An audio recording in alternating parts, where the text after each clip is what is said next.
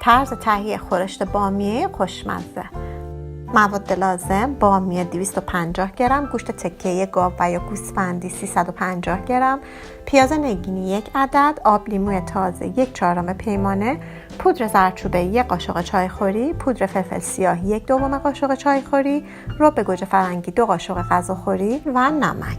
ابتدا بامیه ها رو شسته و تمیز کرده، سپس سرای بامیه رو با چاقو جدا کنید.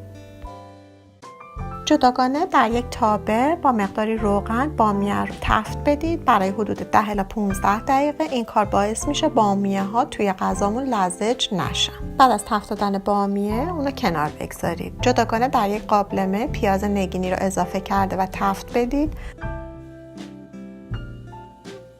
بعد از اینکه پیازها نرم شدن گوشت رو اضافه کنید و کاملا تفت بدید.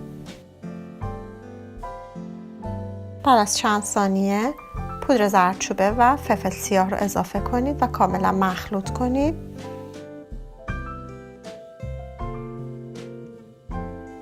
سپس رب گوجه رو اضافه کرده و کاملا مخلوط کرده و برای چند ثانیه دیگه تفت بدید.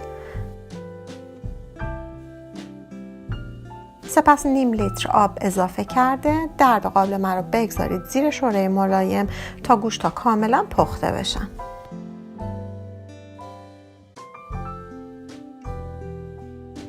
بعد از پخته شدن کامل گوشت‌ها بامیه های تفت داده شده رو اضافه کنید. همچنین نمک رو به میزان لازم اضافه کنید و مخلوط کنید. درب قابلمه رو گذاشته و اجازه بدید برای حدود 15 دقیقه کاملا بامیه ها بپزه و جا بیفته خورشت. بعد از 15 دقیقه که خورشت جا افتاد و بامیه ها کاملا پخته شد، خورشت رو از روی اجاق بردارید. دقت کنید زیاد بامیه ها رو در این مرحله هم نزنید چون ممکنه له بشن.